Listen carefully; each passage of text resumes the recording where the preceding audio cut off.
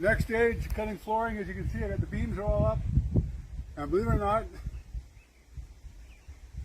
they're actually, I think they're level. I think we pretty well made sure they're level. At least the levels that there is, well, wonders never end or cease. So, as you can see, we got our pantry in place. Everything looks pretty good. Just the next stage. So, hopefully the next update will be, all the floor on, the plow will be on, ready for logs. So, this is what we do with the logs. We're trying out, I've showed you before. There's our floor, at least our floor joists.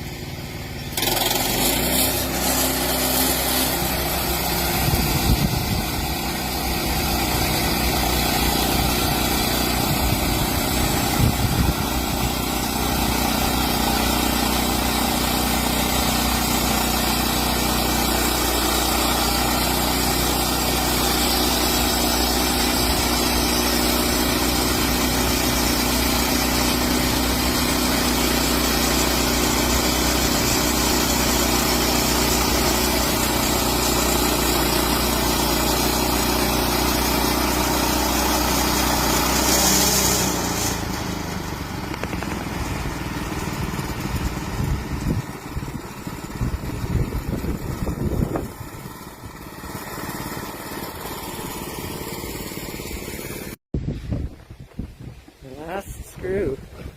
Oh, like the last spike on the railway.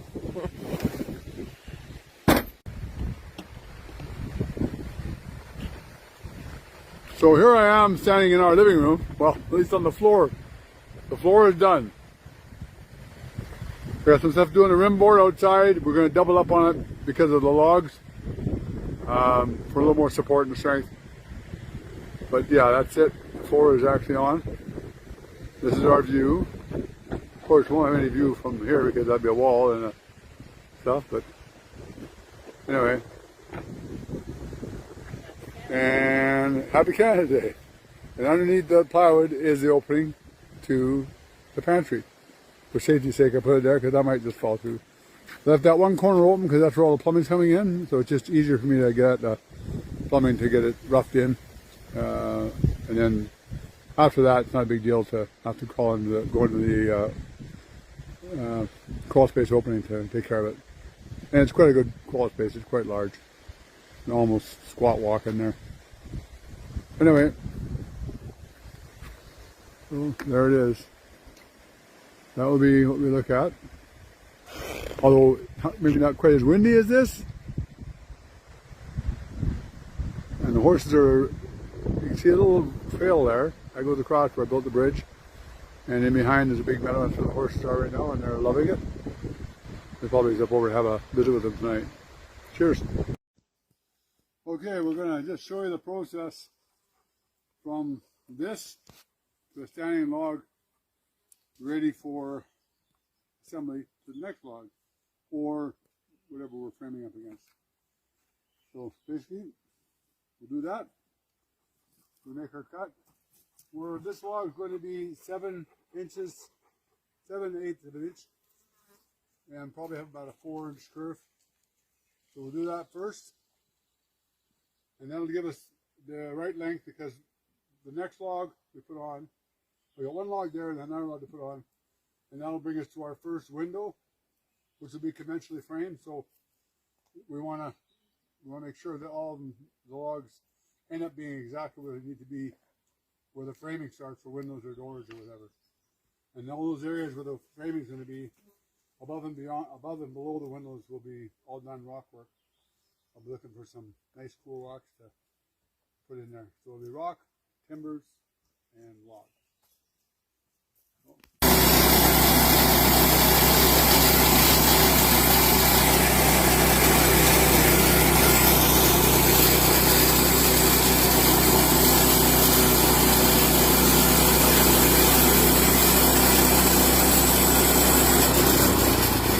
Okay, so now we've curved our one log for the next placing on the wall. This one here should be just over 7 inches, 7 and just over an 8, which is what we want.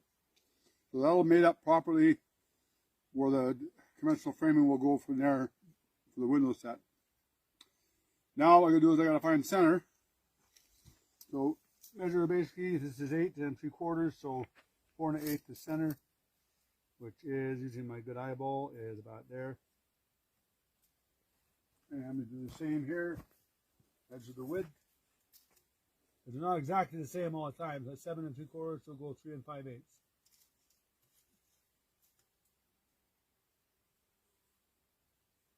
Do that there. Then we're going to chalk line that.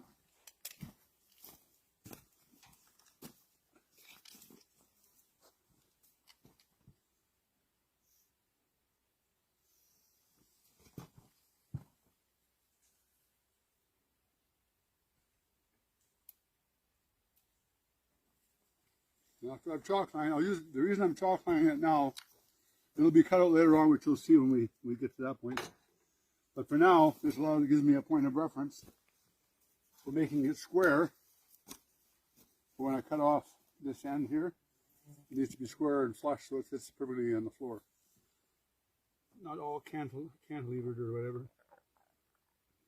Okay, so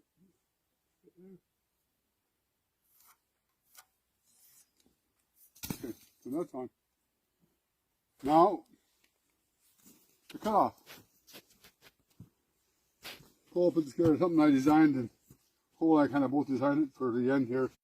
Once we have a log where we want it, it's usually easier with someone else holding it, but for the video purpose, I'm going to use one of the dogs to help hold it. Hopefully it'll stay where it's supposed to stay and not pull.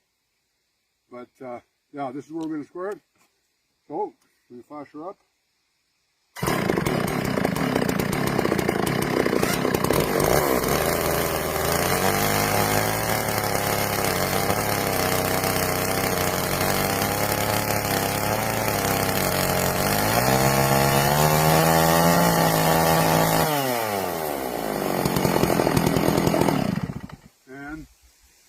Make positive, we'll slide that get the dog off. We'll slide her back and make sure that it indeed is square. This is the part you didn't want to do because you're always worried it won't be. And come pretty close up.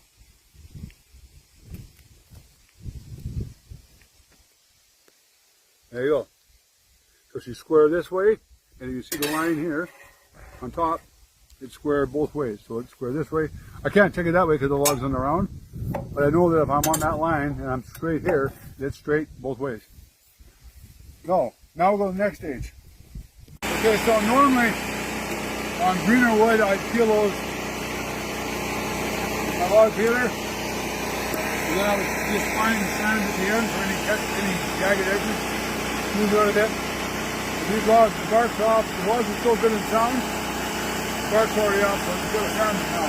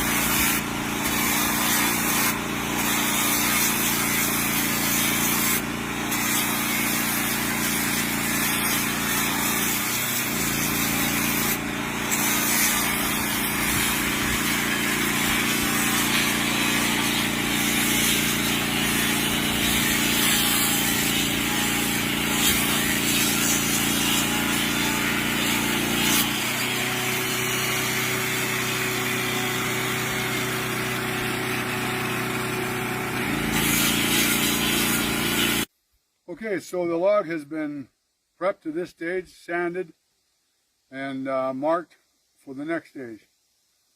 Now we need to mark, well, we'll just tell it, instead of just telling you, we'll just get it set up and we'll show you the next stage. On the truck, back to the house site. Okay, so the next stage now is we're going to put a mortise in this log about 1.5 inches deep. And both faces that join together will have about 1.5 inches mortise, which plywood will go between, 2¼ inch plywood.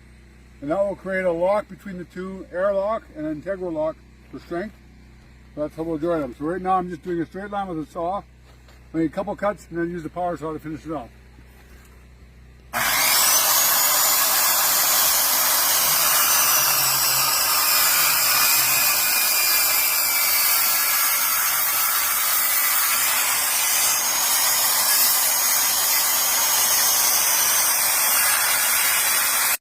Okay, so we've, you can see these two logs have been joined already. The mortise in here, plywood in here, that will create an integral lock and complete air, insect barrier, everything. And now we just put it up onto place. Sometimes I have to scribe to make a better fit, but I'll put them on with a temporary fit. If it looks good, I'll just leave it. If not, I'll have to pull it back and scribe it some more.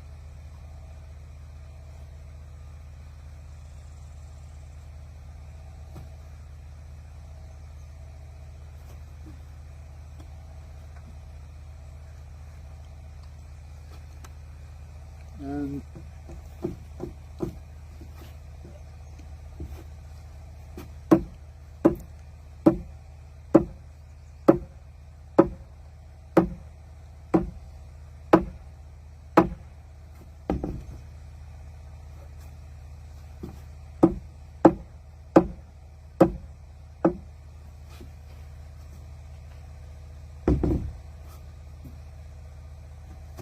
so the fit's pretty good. A little bit of markings to do on here to change. Now that's where our stud's going to start. We're over about a 3/16 of an inch, so this means I either make this here 2x6 here at the start of it, that much smaller to allow for the difference, so our windows all stay and doors all in the same placings. Yeah, so now I'm going to go run the pencil down. I don't only do it here because it's pretty good.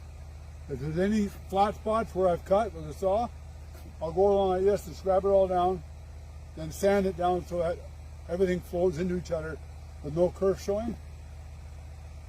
So, up there. And looks pretty good. A little bit along here.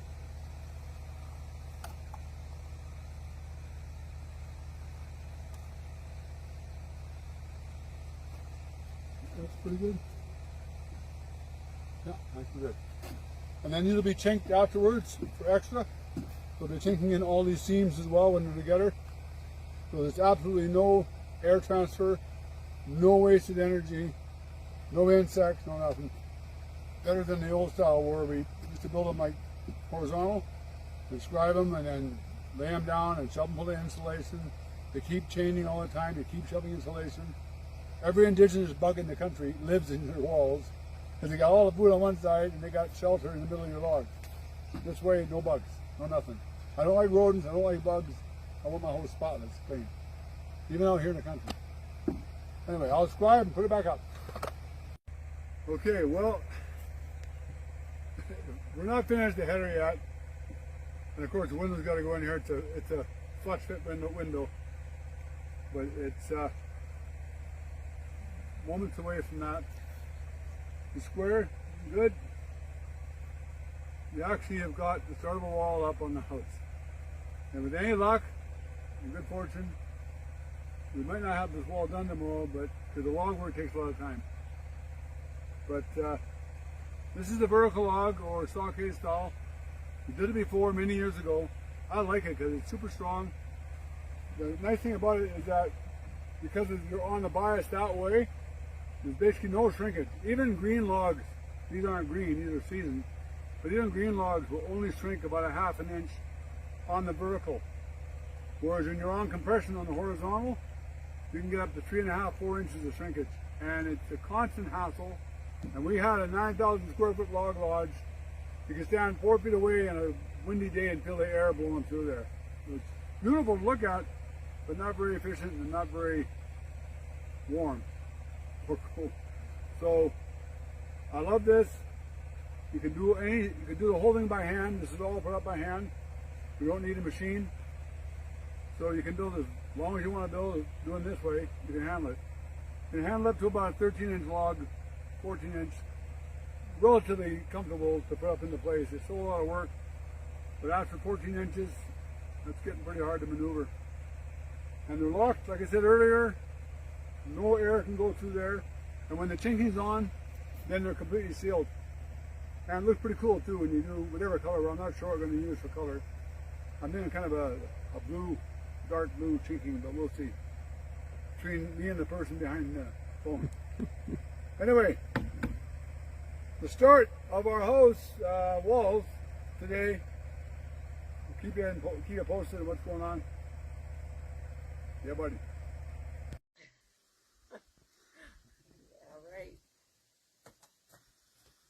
Building a house. You're doing fine. Get off that old skin off of it. Doing fine. We're building a house, babe. We're building a house. We are.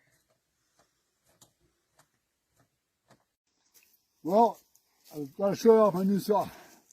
Not a Husky, not a Steel, a septic. I paid $229 for it. It's a 58cc saw, 20-inch bar. Comes like you see it. And actually, for that kind of money, it works great. I had no problem getting it adjusted up. I'm not sure if it's an altitude issue or what, but finally got that straightened out on the low idle. It works great. But this is what we use it for. When I have to worry about putting the logs together, we have to put a kerf in them, put the plywood in between the two that join. The only way I can do it is a power saw. And there's my chalk line. I got to run down the middle of that chalk line all the way. It's got to be straight, because if it's not straight, I can't put my logs up. They're going to be all crooked. So it is a bit of a science. And as Cole, my son-in-law, can attest, I do a pretty good job. Pretty straight. Even last night, put a level on one to see, and hey, it was straight all the way.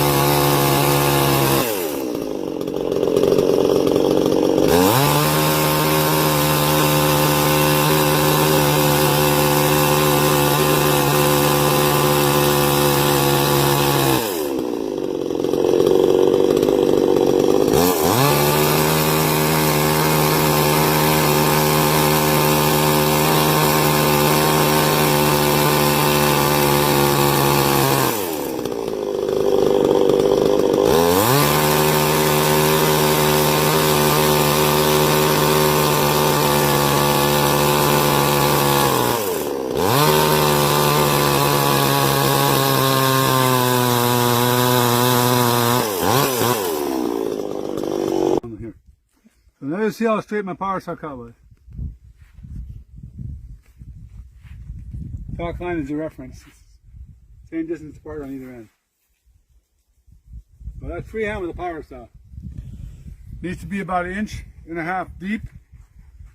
I'm not always exactly 1.5 inches, sometimes about 1 3/8 inches, sometimes about 1 5/8 inches. But generally speaking, it's the right distance for the plywood to go the right distance in, so that both don't jam or I bury one completely. And it doesn't work. What I do now is I take the skill saw, I just zip along for any little abnormalities, clean up really good, and then it should just pop together like it's supposed to. Anyway, that's how we do it. We're getting ready to finish this wall. Now, when I cut the tenon in here, it's pretty good, but it's not an exact science. So I might be off a bit, but the other thing is that not every kerf is the same. They don't all match evenly. Some have the way the logs are. Some are wider and certain spots are narrow. So we've got to try and match it so there's very little to no kerf showing. We don't want to see a cut edge showing on my log work. I mean, I can hide a little bit out with the sinking later on, but it's still really tough to do. So what we do is we kind of do a preliminary placing, no plywood between yet. We'll show you that in a minute. But we'll put it up into place, line up the two tenons together where they're going to join, and then I can see where the curves are showing, and then I pencil mark those. So I scribe them with my pencil.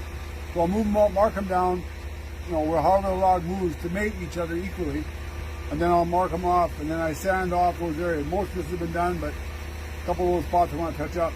So when I put this back up on the wall, and we put our plywood between the two pieces, they should mate up nicely so that you don't see any curve, and that all you're going to really see is just a round finished log coming to another round finished log, and no cut marks. We're hoping. This just cleans up the edge where I was grinding, because the grinder's a coarser disc.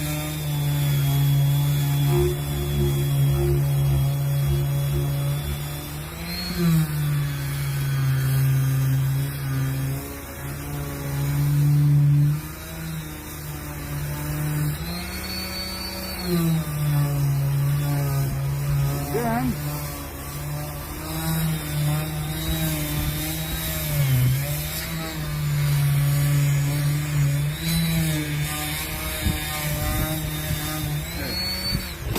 now the next stage, put it on the wall.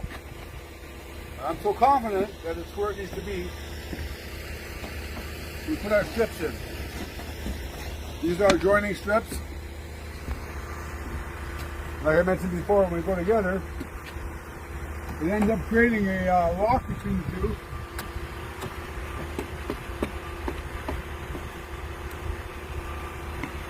You can see there's about an inch and a quarter at the widest point. A little wide at the bottom of it. We got a little cap. Not too much, or you mushroom it over and it won't go on. So when this log goes up into place, that should be a good mate.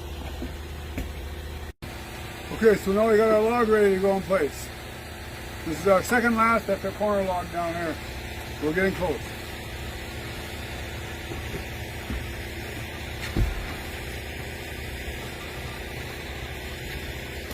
So don't fall off the floor. There it goes, right? This should just come together.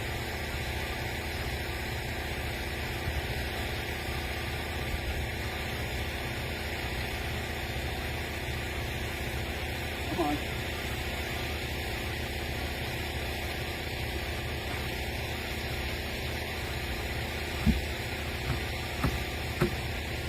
On top of the hammer. That should get us there.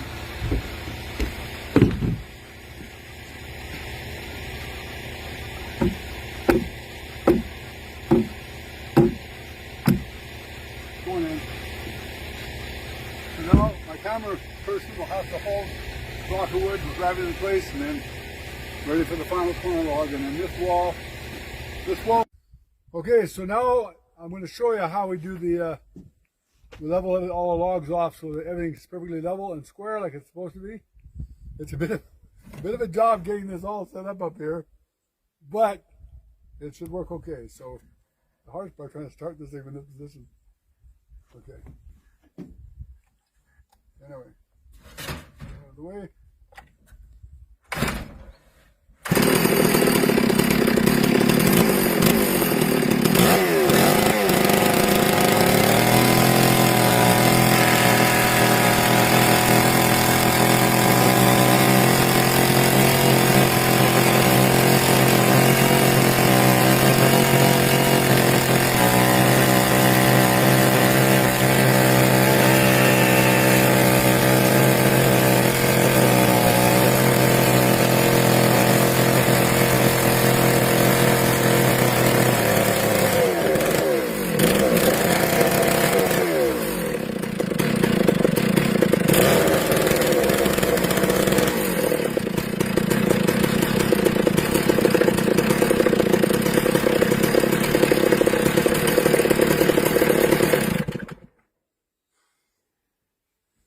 So there you go.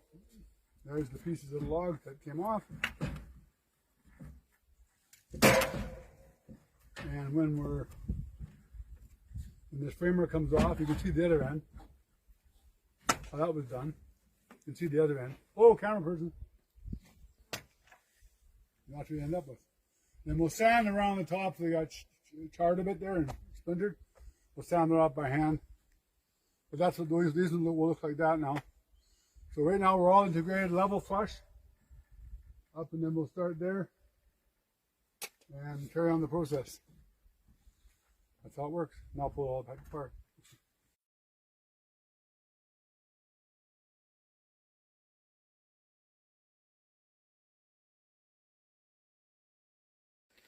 Okay, so you heard me mention about making a lock on that footing, because obviously we're not going to be able to pour around while that concrete on the other end is still malleable to blend the two together.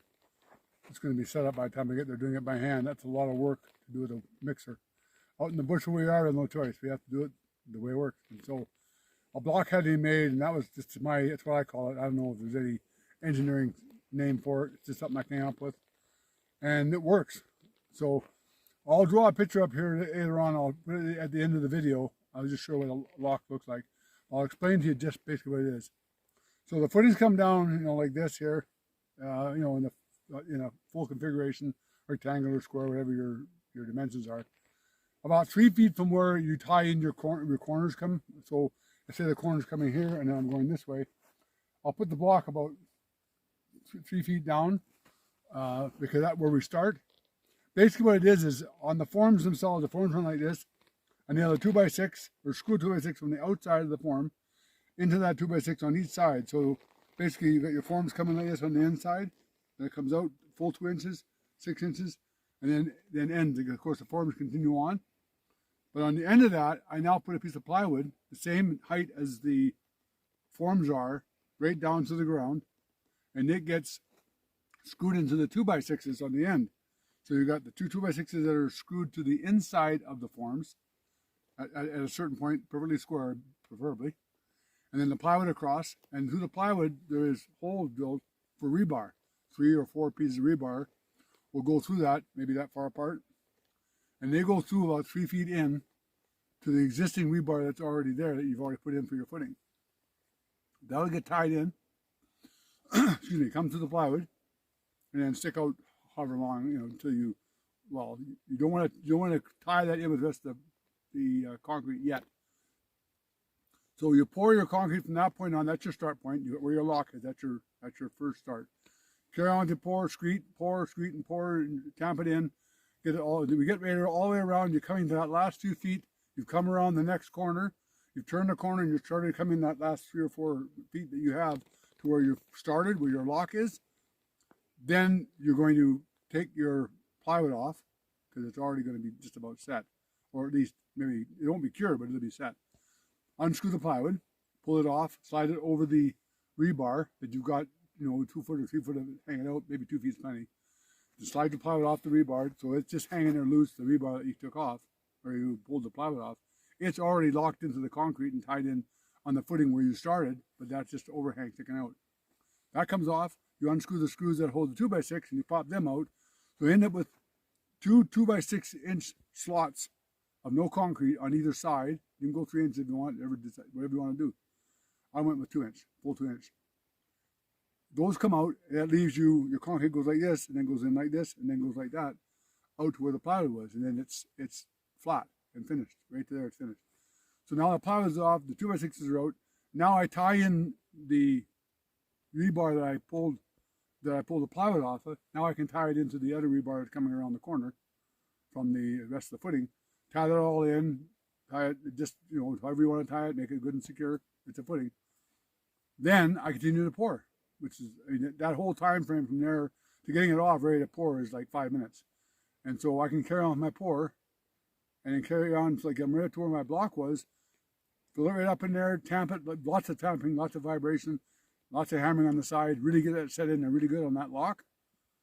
And then, boom, screed it off like you would the rest of your footing, and you've got your lock in there. And it works great. 2 years now, 2 winters on our house, and we have no movement whatsoever, no cracks, zero, nothing. It's like as if it was all one pour. So that's what you need to do when you have a situation where you can't bring a truck in. You know, get 3-4 guys together and just say, okay, let's pour, and just shoot your floor or your footing, and you're done. You can't. It's just, even with 2 mixers, you cannot do, 160 feet or 150 feet of footing, 2 foot wide, that deep. You just can't do it. It's impossible to do it and not have to put a block in there. Anyway, I'll draw a picture up at home and show you exactly how that I'm talking about. I think you pretty well already got it figured out, but I'll show you the picture what I'm talking about. You can relate that to what I just told you, and maybe somewhere in the mix it'll make sense for those who may have to do this. It does work. Appreciate you watching and checking in with us. So until the next one, take good care of yourself. Have a great 2025, and we'll see you on the next one. Cheers.